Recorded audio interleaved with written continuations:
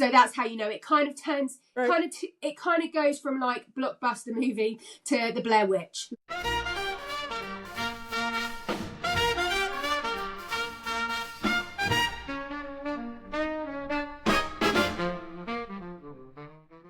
Hey Vic! I am. Welcome back to Why Won't You Watch Corrie, the podcast where I continue my completely reasonable campaign to convince my sister Vic to start watching Coronation Street. I'm Emily, an accidental Corrie convert, but now fully committed. And I'm Vic, and I'm still not watching. Still confused, but I'm here. I love that. Each week, I watch the latest episodes and I report back, badly, in the hope that something, anything, finally pushes Vic into Weatherfield. Now, No. now, Vic, last week you were sitting at a solid 0 on the Corrie Conversion Scale. Has anything shifted or are you holding firm? I'm gonna say I'm holding firm. Nothing's really shifted. Again, not really thought much about Corrie. Although I do have one question, actually. Yes! Go! That I would like some clarification on. Okay. So, Swala? Yep. Are made from who? Carla Yeah. and Lisa. Okay. So how have they got the Swa part of Swala?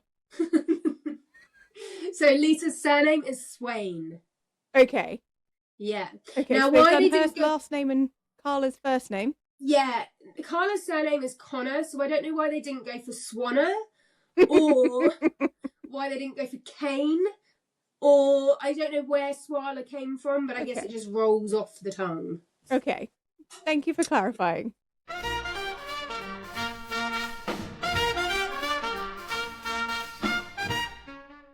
Okay, Vic. Grab your brew. I've got it. Let's get into it. Let's go. Storyline 1 of the week, Victoria. And this is actually the biggest one. I would actually say for the first time since I've been watching the last month or so, this storyline has kind of taken over the whole week. So this one will be a big one. The rest will hopefully be less big. Okay. Cool. Hit me. Storyline 1 of the week. We are on Bernie and Mel. Remember Bernie and Mel? Yeah. Perfect. So Dev is back this week, who's Bernie's husband. He goes away on Monday and Tuesday with his daughter for like a weekend away, or like a trip. But so he's not there then, but then he's back later in the week. So Mel locks Bernie and Roy's cafe again, which obviously he did last week. Again. And he declares his love for her. And she is basically saying, no, Mel, I'm not interested. Like, you know, and he keeps doing these weird, like, Yoda voices, which is a little bit odd and creepy and cringy. And if I knew how to cut things into a podcast, I would totally cut it in so you could see it. But Wonderful. I don't. So, do you know what? If you really want to know, go and watch the show Monday night. You'll see it.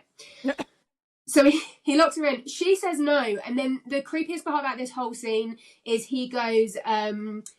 but, you know, we had a moment. We kissed. And she was like, it was just a kiss. And he was like, it was 3 Mississippis. So he counted the length of their kiss, Mississippi. I mean, that's a good measuring device. So, it's a good measuring device. But imagine, like, being so out of the moment. Like, imagine the next... I mean, I've not snogged someone in a minute. But I think the next time I do, I'm going to be like, 1 Mississippi, 2 Mississippi, 3 Mississippi. That was 4 Mississippis! Yay! Yeah, that's the way to never be kissed again, Em. Maybe Especially if you're cheering afterwards. Yay! So anyway, she rejects him, like really rejects him. He goes nuts. Now, what I would say about this, so he obviously locks her in, and the reason why she's like ridiculously calm about being locked in alone with him, but they get interrupted because the policeman who I've mentioned before, the male policeman called Kit, knocks on the door and comes in, and then Mel leaves. So Kit's the reason why that interaction breaks up. Now, it turns out also from the storyline that Kit, the policeman, is Bernie's son. So that was brand new information to me. I was like, okay, cool. So anyway, Monday night's episode, that happens. She goes home that evening and finds that someone has broken into her home and cut her head out of her wedding picture. So obviously she assumes it's Mel. So which, his level of crazy has stepped up a notch this episode. It's gone from stalker energy to fuck, this is crazy energy. Yep. Seems like it. Yeah. So Tuesday, I think she's kind of gone into it a bit more with Kit. I think she might have told Kit what's going on. By Wednesday, Dev is home and she decides to tell Dev what has happened. Dev, her husband. Now, as we learnt 2 episodes ago, Dev, I think, is the king of overreacting to a situation. He really started crying, got really mad. Like, worst thing that could ever happen. I mean, it was only 3 Mississippis. It could have been 4 or 5. But anyway, so they have like this quite a big to-do. She goes upstairs and packs her bags and move out. Like, she overreacted more to this situation than when she was locked in a room with a crazy person. Perfect. But hey, so, and again, Dev is giving me like teenage boy energy. Like, he starts off when he comes home being all like horny like a teenager, and then very quickly she's like, hey, by the way, I snogged a guy, and then he's like the complete opposite of the spectrum. I think that's just his go-to. Okay. So anyway, by later in the week, Mel's still floating around and stuff, and now he's obviously being a bit more aggressive because he has been rejected, but Bernie threatens him basically, which is key. It's key that she threatens him. Right. So by Thursday, Dev's forgiven her. They're back hanging out. They're they're friends again. Quick. Yeah. Falling out. Wednesday she had moved out of a suitcase. Thursday he's helping clean down the diner. They're back together. It's no problem. But then what happens at the end of Thursday's episode is Bernie gets arrested for assaulting Mel. Mel has been hit over the head, and unfortunately he has a bad heart, so then he has a heart attack and he's in the ICU because he's been assaulted. Right. Cool. So she's now been taken to the police station. She spends a night in the cell. She does the whole no comment thing. Obviously Kit is a policeman, so he can't be involved in the situation. Yeah. So it's another copper who is doing the whole interview thing, not letting him be involved. Anyway, by Friday's episode, Kit confesses to his girlfriend Sarah, of Sarah Platt fame, his girlfriend Sarah, that he, in fact, was the one who attacked Mel. So he's like, I'm not going to do anything about it because there's no proof that it was Bernie. No proof that it was Bernie, so they'll let her go eventually, so I'm just not going to say anything, is what he says. Sarah then kind of guilts him into it and is like, you should probably tell the truth. And so he goes in to tell the truth just as Bernie's being released out the station, so he decides not to say anything. Yeah. So this is going to do something next week. I don't know what, but there is going to, I mean, obviously Kit's going to have to get found out, I assume. But also, some underlying things that kept coming up this episode, this storyline. Number one, Bernie's obviously got a history. We know this from the drug taking and possibly Dev's reaction to it, although I think Dev just likes to react. We know this because also people keep talking about her past, and they say it like that. She's got a past, or blah blah blah. We've also found out that she has a son who is not alive, and she's got a dead son. I don't know why. I don't know if this happened in Corrie, if this is a backstory, but so there's that. And the other thing that makes me think that there's some form of history is because Kit calls Bernie and not Mum, which I find a bit. I don't know why. Yeah. So I wonder whether Bernie was a mum. I don't know what happened there, but he doesn't call Bernie Mum. He calls her Bernie. Okay. Interesting development. Storyline 2. Sister. We're no longer going sister Shona David. We are just focusing on the sister with this storyline. The sister, who you may remember, is one of the Corrie 5. Yes. Yep. So the Corrie 5 being one of the 5 that will die on the 23rd of April. So at the beginning of the week, sister. So last week I think I told you that she had slept with Baldy. Yes, big bad Baldy. So this week, at the very beginning of the week, she decides to let down Big Bad Boldy and say she's not going to be with him anymore, and which is fine. I was going to save this for. In fact, I was going to save this for later, but I'm going to tell you now. The way she rejects him is by saying, "Oh, hang on, I need to tell you. Sorry, babe, not feeling it. See you around like a donut." So note to self: when I want to let someone down, that'll be my future. I like response. It. Yeah, I mean, I like straight it too. To the point. With exactly. If all of my letdowns can involve some form of snack pun, I'm in. I'm fine. Let me down with a snack pun. Preferably bring you the snack as well. I mean, that would be the ideal. That would be the ideal. Yeah. Okay, so that was her tiny little bit on Monday, but then as we went through the week, Tuesday she's being followed.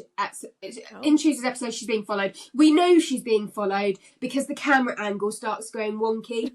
So that's how you know it kind of turns, it kind of goes from like blockbuster movie to the Blair Witch. Like that's the camera angle changing, you know. Right.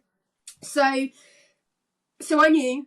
But then in the same episode, it also gets resolved. So it's this little girl who she knew at some point who's like, why did you leave us? And then she tells her she's in witness protection or whatever. It's all very suspicious. This one, it's like, I don't know what her deal is, but she's very suspicious.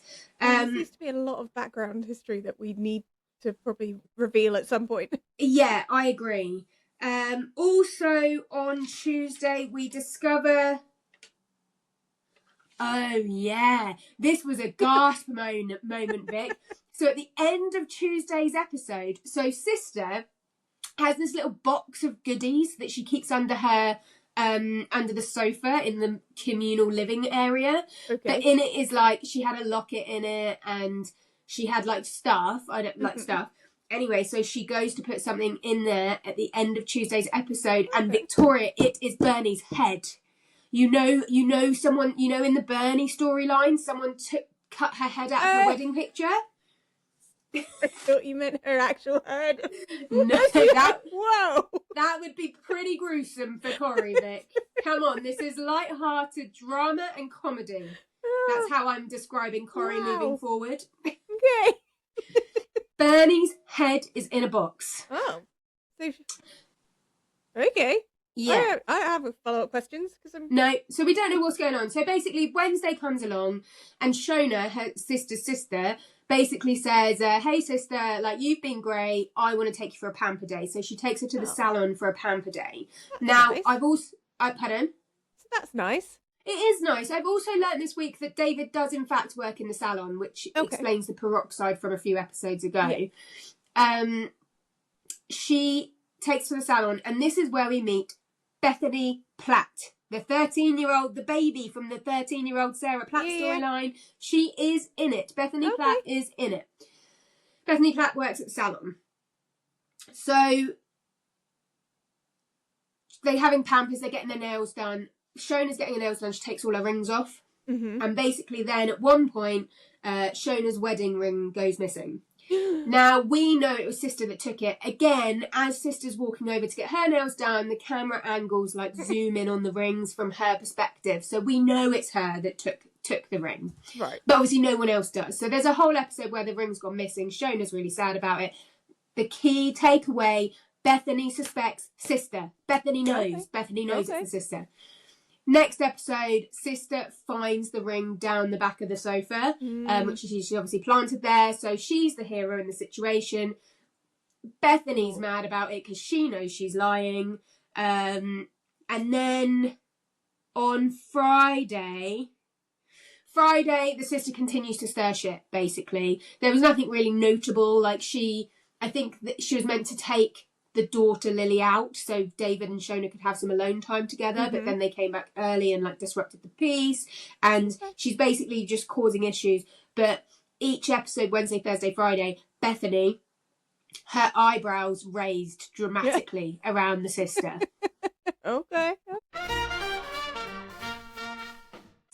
And then Victoria, we go into storyline 3 of the week. Okay. The Undertaker. Right. So this week has made me realise that the little storylines matter. That's what I realised this week. So I think our very first episode 2 weeks ago, I told you about a side story with Ladyfingers, where the Undertaker got accused of taking 10k from an old woman. Yep, you did. That has resurfaced its little head this week, Victoria.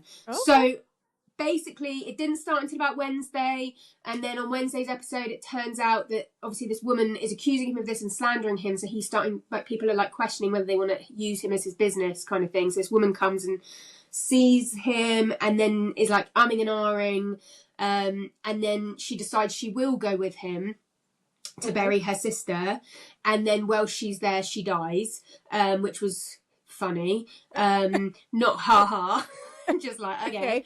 But also the woman who's accusing him of stealing money then this week goes to the police and lodges a formal complaint about it.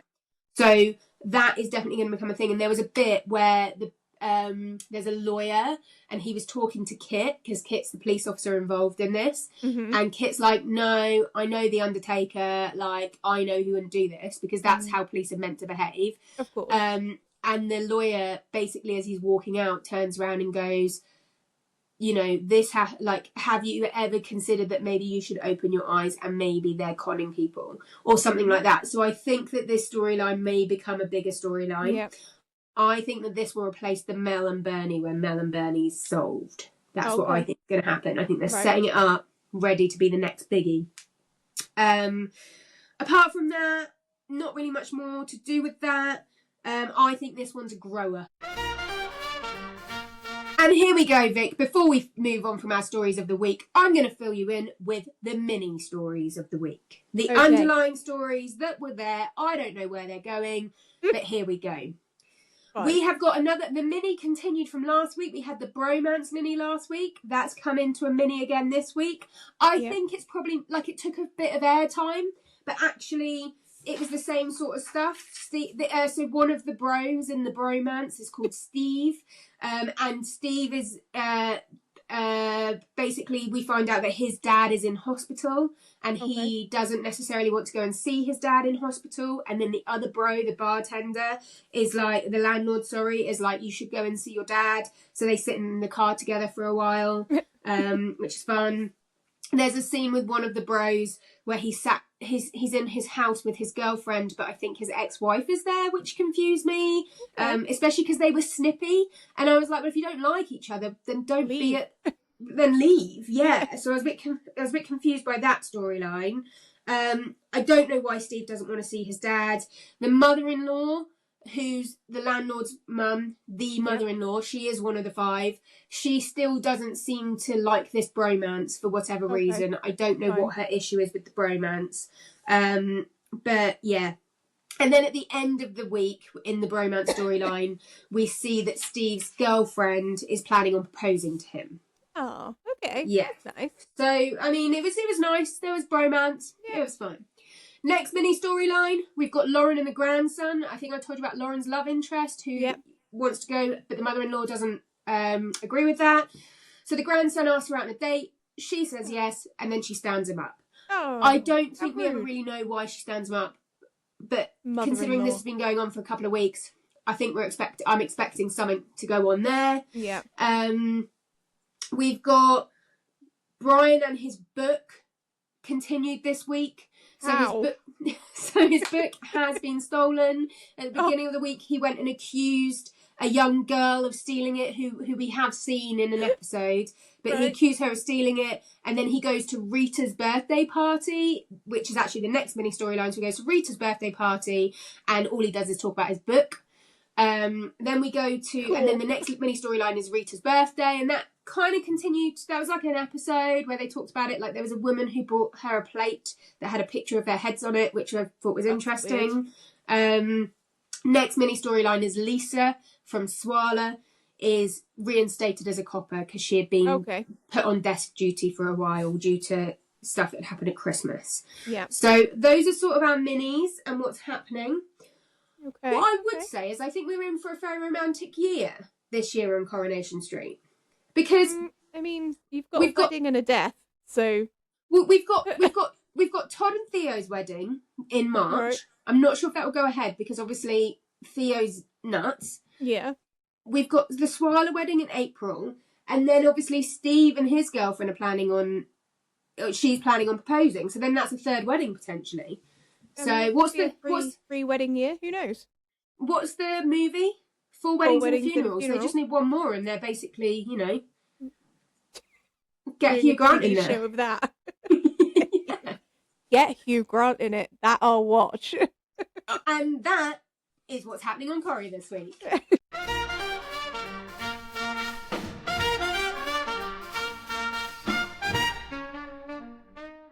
Let's move on. This is the part of the show that I like to call the Coronation Street Stats Report. As you well know, Victoria, I love numbers, I love analysis, I love all things chart-based. So let's talk Corrie in numbers. Let's do it. Hit me with some facts. So, conversations that happen in Roy's that should have happened at home has now become conversations that have happened in a public place that should have happened at home. Okay. That has happened 4 times this week, which was an increase by 1 on last week. Yep. And 4.5% of the show's minutes overall. We've got percentages this week, Vic. You heard me right. We have percentages. Okay. The Don't Be Daft tally continues because, again, we had it once this week. And I tell you what, the moment it happened, I went, yay! Because it didn't happen till Thursday. And I thought I was going to have to sack off the Don't Be Daft category. I mean, you're only getting like one a week.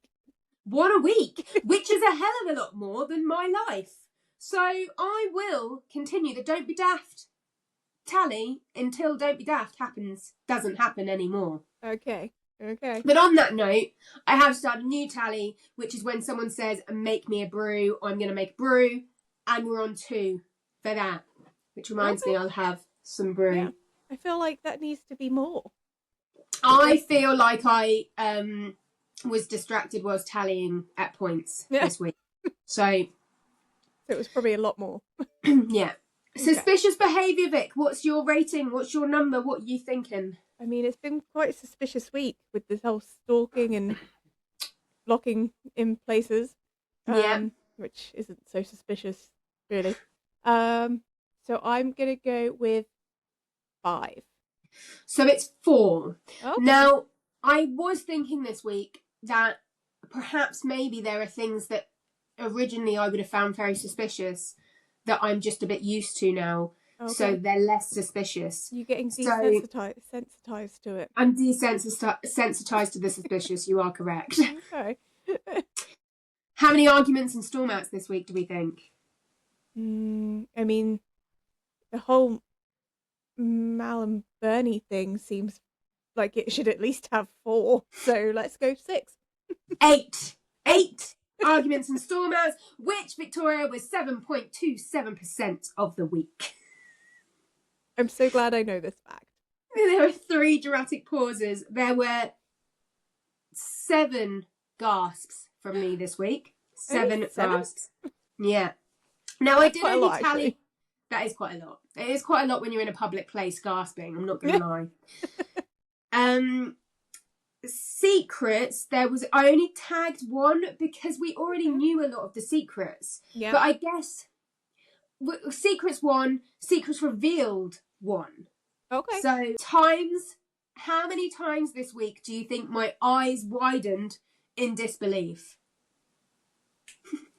I mean, it's not an action that I see you do very often, so I'm going to say like 2. It was once. But it genuinely happened to the point that I felt my face move. And I was like, whoa. Need to get that Botox going. Exactly. And Victoria, the final question of the Coronation Street Stats Report. How many times do you think I laughed out loud this week? I mean, you've said you've watched it in a public place, so twice. It was 20% of the minutes of the show this week, Victoria. Wow. That was 22 times that I laughed out loud because of Coronation Street this week. Jesus. People around you must have thought you were insane. Vic, that's your Coronation Street stats report. I feel so informed.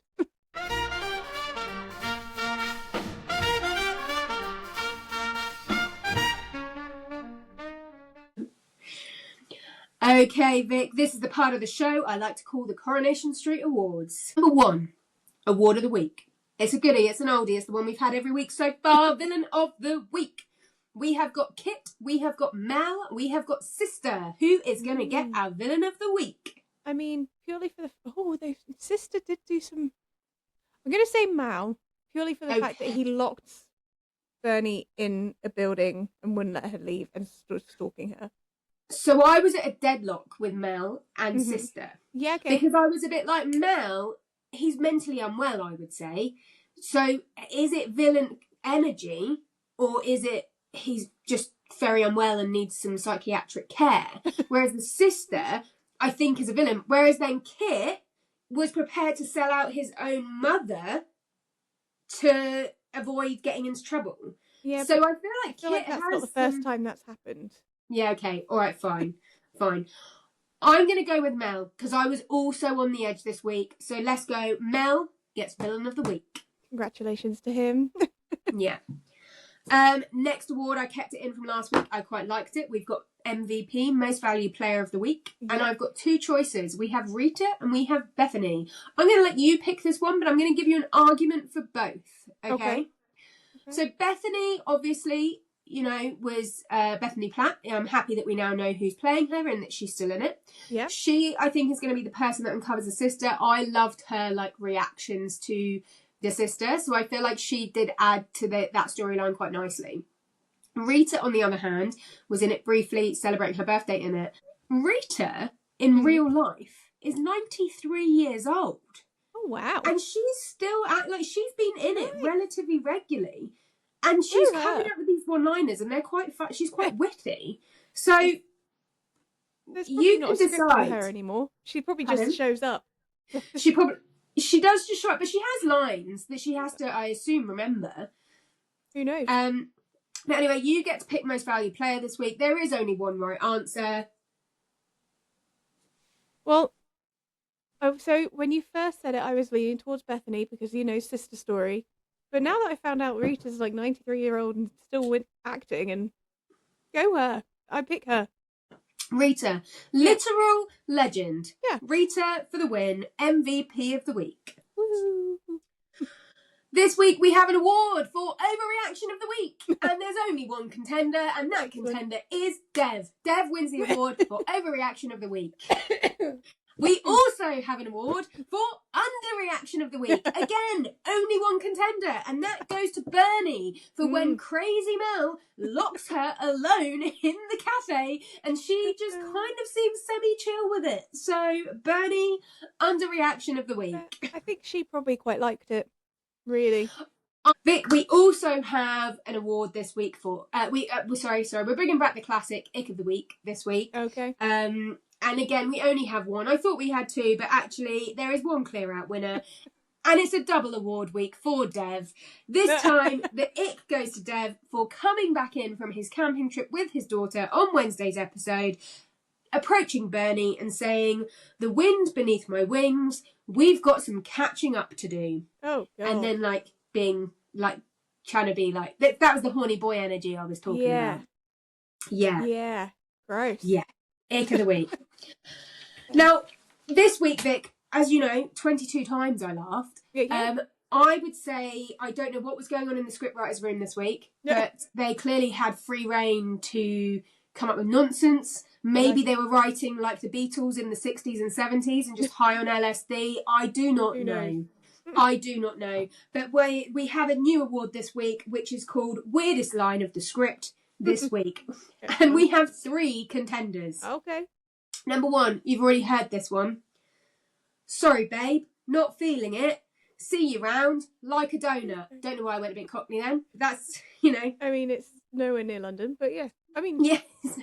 Line 2 of the weirdest lines of the week. "In the words of Dusty Springfield, believe me, I know nought about it. how dare you, and then the person then follows up and says, how dare you use Dusty's words to emotionally blackmail me? Okay. Weirdest line 2 of the week. Yeah. Weirdest line 3 of the week goes like this. Person 1.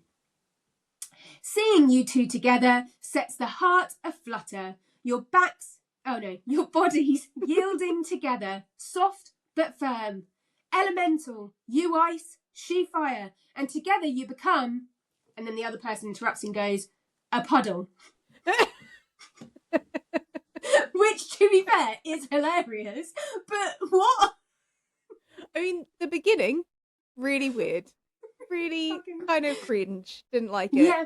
The ending, nailed it. Honestly, Vic, I don't know which one of those I think is the weirdest line of the week, because the last line is funny. Yeah. So it's weird, but then it's funny. I think for me, it might be the donut line. Like, see you round like a donut. Yeah. Like, it's not even witty. It's just weird. I think it's pretty good. The more you say it, the better it gets. See you round like a donut. Well, yeah, but see you round like a tyre. Like, you can do it with anything that's round. No, don't be like that, Emily. No. Okay, fine. Okay, which one of those 3 would you pick then? I liked the last one. It made me laugh. It resonated with my heart. Your bodies yield together, soft but firm. Elemental, you ice, she fire, and together you become a puddle. It feels like it should be like an inspirational tattoo you have on you somewhere. Yeah, I mean, it does feel like one of those Instagram posts. Yeah. I might put it as one and see how many likes it gets. Good, yeah. Okay, then, in which case, Vic, the third one gets the weirdest line of the script this week. Wonderful. Congratulations to them.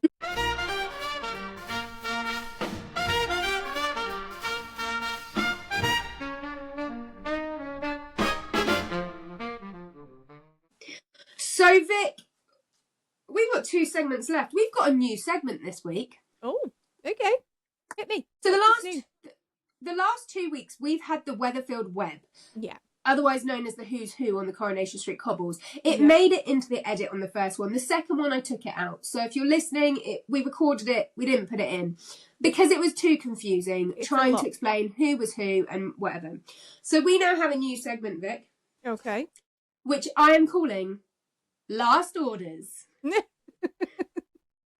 Okay. Let's get me a beer and we'll find out what it is. Right, Vic. It's time for Last Orders. This is the part of the podcast where I take one resident of Weatherfield and decide, based purely on vibes for the past week and their behaviour, whether I would go for a drink with them at the Rovers. Okay.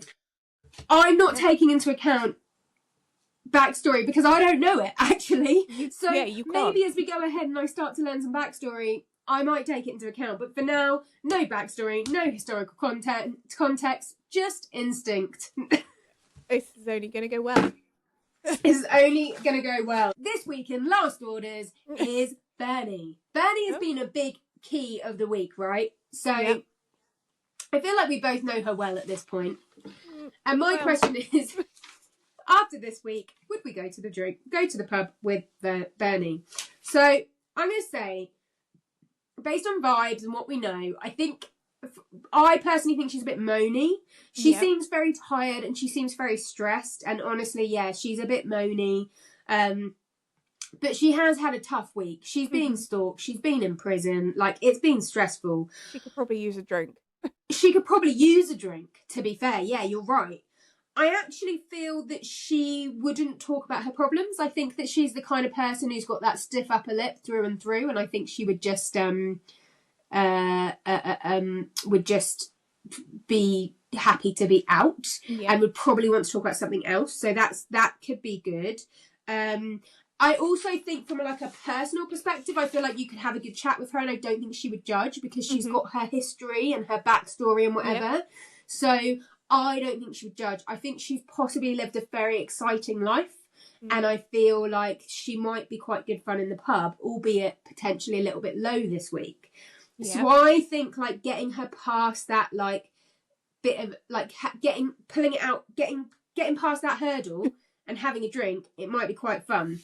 But we've got some categories that we're going to go through. Yep. Small talk ability. I have rated that 4 pints out of 5. Okay. And the reason she works in the cafe, right? Exactly. She works in hospitality. So she's got small talk down. So I've given her 4 pints out of 5. The reason she didn't get 5 is because she's tired and stressed. Yeah. So she's probably a bit like, I don't want to have small talk with you right now. I just want to drink. But I think she'd be fine. Drama risk. I've given her 5 pints out of 5. Who knows if Mel's going to show up? Who knows if the police is going to show up? Who knows if Dev is going to come in and overreact about something? Most likely. 5 out of 5. Yeah. Gossip value.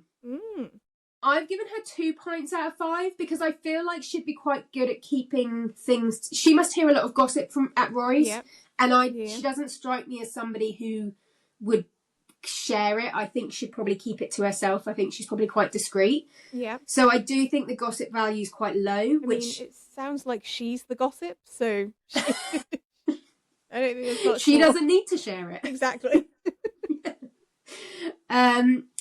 Next category is the second pint probability. I've gone for a 4 out of 5, and the reason is because I think she's going to need that first one to warm up. Yeah. And then the second one is the one where we start having a good time. Start dancing on some tables. That's, exactly. Exactly. Because you know she would. She's got history. Yeah, she probably did it in her youth, so you know. Exactly. So overall, Vic, and then I guess the last question is would I go prepared with an exit plan? Yeah. And the answer is yes, because I think if Mel showed up, I think it's probably just easier for you to call me and be like, yo, sis, get home. Yeah, there's the house is on fire. For a lot of drama to follow you on that night out. Yeah, exactly. So I think an exit plan is probably needed because I think the drama probability is high. So overall, for Bernie, on my likelihood to go for a drink with her, I'm going to say it's a 4 pints out of 5 for Bernie. And the reason, and what I'm going to say... Pardon? So congratulations to Bernie. I know. And you know what my thought process is I would go for 1 pint with Bernie. Yeah. And see where the night took us. Because I think the Bernie night out is a night out that you don't know if you're going to be waking up in a boat in Amsterdam or if, you don't know where that night is going with Bernie. That's a 2 a.m. crawling home kind of night.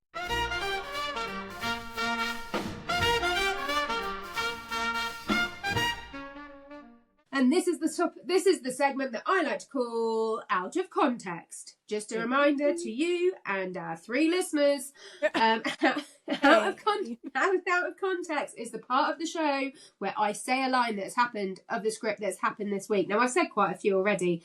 We won't be repeating new lines of the script. You're going to tell me which storyline they came from or what they're in context or what they're in relation to. I'm going to try. Number 1 goes... How did we get here? Feels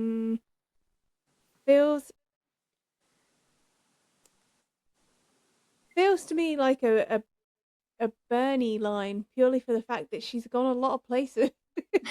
She's gone a lot of places. Yeah. Why are we here? How did we get here? It was actually said like this. How did we get here? And it was Dev to Bernie. Close. Yeah, because Dev was sad that she had kissed someone else and is now being stalked and locked in rooms. He was upset. It affected him more. That she's being harassed. Mm-hmm. Yeah. For 24 hours and then they were fine. Yeah. Number 2, the next one is... It's a modern building. It's full of metal, not a farmer's field. Now, I've put the comma in the wrong place as I've said that sentence, so you might want to rejig it in your brain. It's a modern building. It's full of metal, not a farmer's field. That's where the comma should have gone. Okay.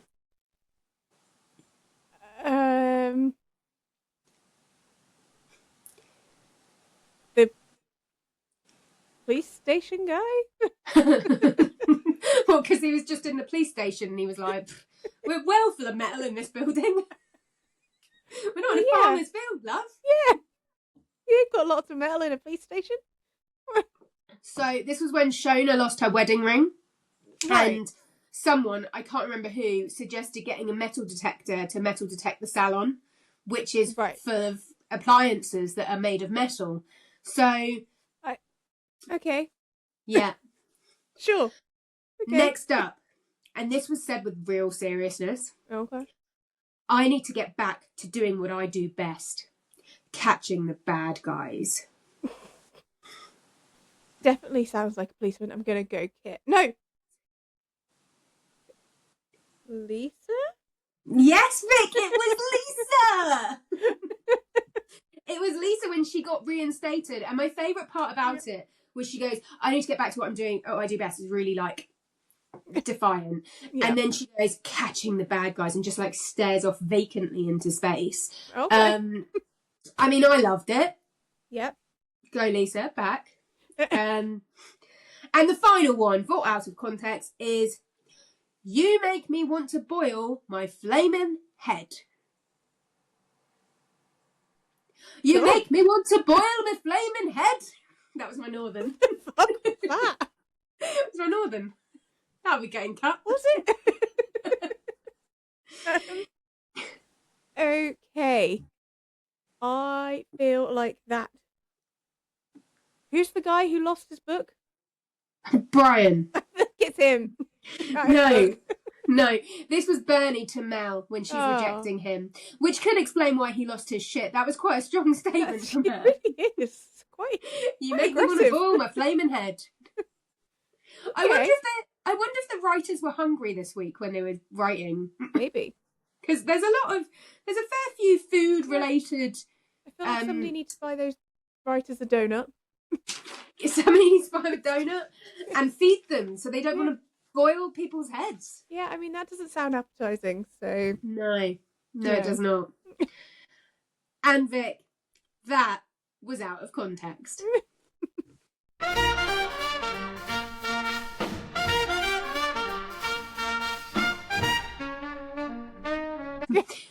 It's the part of the show where we find out if you've moved up on the Corrie Conversion Scale.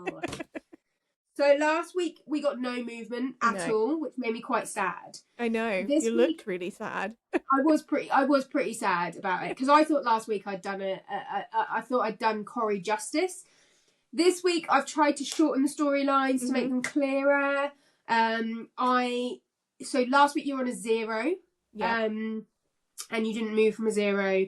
This week, we've had some great lines, Vic. We've had some great lines. We've had some great stories. We've had 22 laugh out loud moments. We've had percentages. We've had, oh God, Vic, what have we had? We've had food-related puns. We've had puddle puns. We've had all sorts of stuff going on. Where are you? Give me your number. Tell me your thoughts. Okay, so it has been a lot clearer this week. I will give you that. Mm-hmm. Now, have I moved much? Have I moved? I will give you a 0.5. Oh, Joe, you're joking. Give you a 0.5? What about what about Last Orders? Did that not get me more? I enjoyed Last Orders. Okay. I enjoyed it. Okay. Has it made me want to watch the show? No.